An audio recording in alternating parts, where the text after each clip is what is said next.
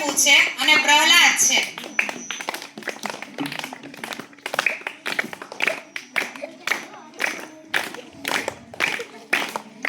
હિરણ્યકશ્યપુનું એવું માનવું હોય છે કે હું જ આ સૃષ્ટિનો ભગવાન છું, મારા સિવાય બીજો કોઈ ભગવાન જ નથી. ત્યારે પ્રહલાદનું એવું કહેવું છે કે વિષ્ણુ ભગવાન છે ઈ જ સૃષ્ટિના સાચા ભગવાન છે. એટલે ઈ સતત એનું નામ રટણ કરે છે.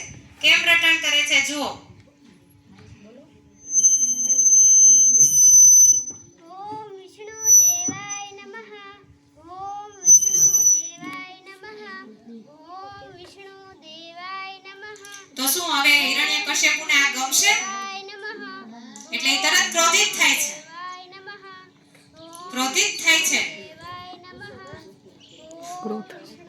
અને તરત સૈનિકોને કહે છે, સૈનિકો આ પ્રહલાદને ઝેર પીવડાવીને મારી નાખો.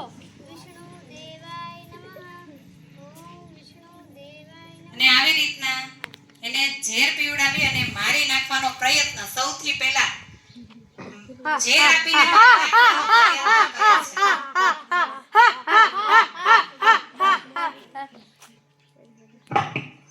આ ઝેરમાંથી દૂધ બની ગયું.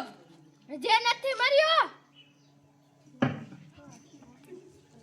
સૈનિકો આ પ્રહલાદને હાથીના પગ નીચે કચડાવી નાખો.